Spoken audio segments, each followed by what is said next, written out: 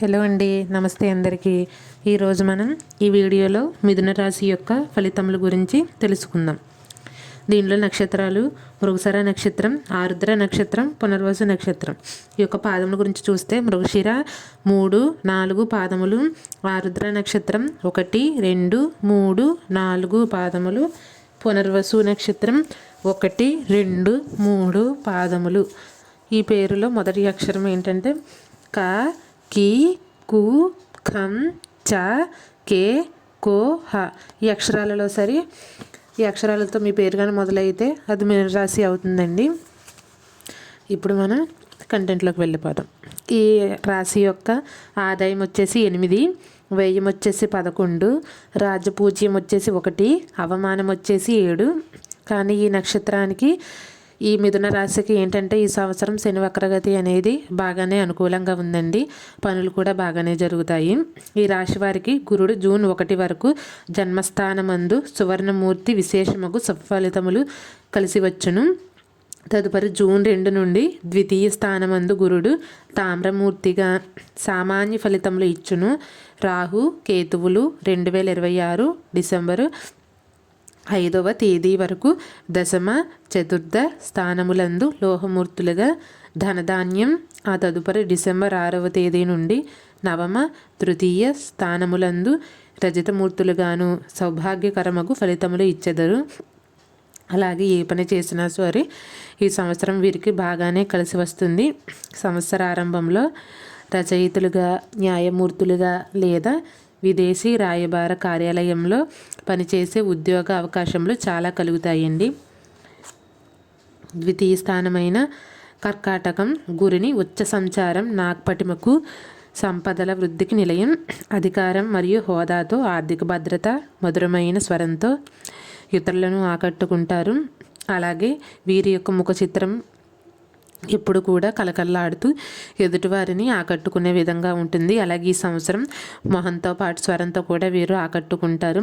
అలాగే వీటి మాటలకు ఎక్కువ మంది ఫ్యాన్స్ అనేవారు ఉంటారండి.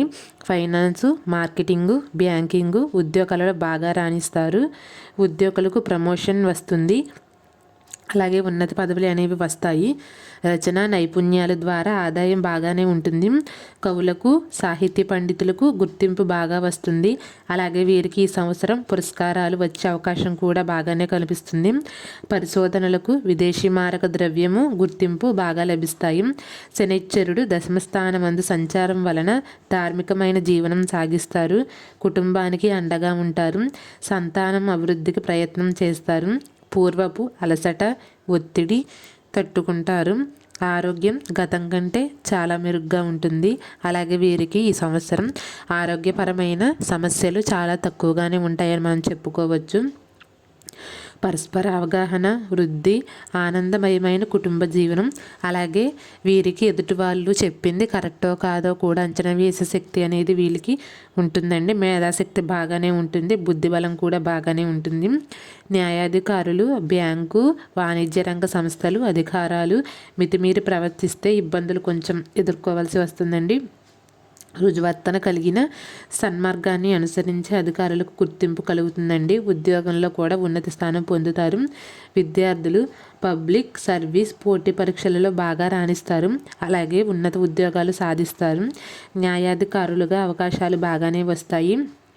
అలాగే విద్యార్థులు అయితే ఈ సంవత్సరం బాగానే వస్తుందండి. పోటీ పరీక్షలు అనేవి ఉత్తీర్ణత వస్తుంది. పొదుపుతో కూడిన ఆదాయం అవసరానికి ఉపయుక్తంగా ఉంటుంది. గతంలో పొదుపు చేసిన ధనం చేతికి అందుతుంది. అలాగే వీరికి రుణ బాధలు ఉన్నా సరే తీరుతాయి. ఒకవేళ వీరికి ఎవరైనా డబ్బు ఇవ్వాల్సి ఉన్నా సరే ఆ శనీశ్వరుడి దయ వల్ల ఈ సంవత్సరం బాగానే వస్తుందండి. వీళ్ళకి ఆదాయం అనేది సహనంతో కుటుంబ బాధ్యతలు సక్రమంగా నిర్వహిస్తారు. పెద్దలను గౌరవిస్తూ కుటుంబంలో సంబంధాలను వృద్ధి చేసుకుంటారు. ఈ రాశి వారు పరిపక్వత, అవగాహన మరియు సమతుల్యతతో సవాళ్లను అధిగమించి విజయం సాధిస్తారు. జూలై 26 నుండి డిసెంబర్ 11 గల మధ్య రేవతి, ఉత్తరాభాద్ర నక్షత్రములలో శని వక్రించి సంచరించుట వలన దశమ స్థానంలో శనిశ్చరుడు వక్ర సంచారం వలన వృత్తి, వ్యాపారం, లావాదేవీలలో ప్రతిబంధకములు, బ్యాంకింగు రంగం, వాణిజ్య, బ్యాంకు ఉద్యోగస్తులు అప్రమత్తతో వ్యవహరించవలసిందిగా సమయం. తల్లిదండ్రులు ఇతర దేశాలలో సంచరించడంతో వారికి దూరంగా ఉండవలసి వస్తుంది. అలాగే వీరు ఇతరులకు సహకారిగా ఉంటారు. మిథున రాశి వారికి అదృష్ట సంఖ్య వచ్చేసి 5, 3, 8 అండి. తేదీలు వచ్చేసి అవి 5, 3, 8 తేదీల్లో ఏదైనా సరే పని తలపెడితే విజయం సాధిస్తారు.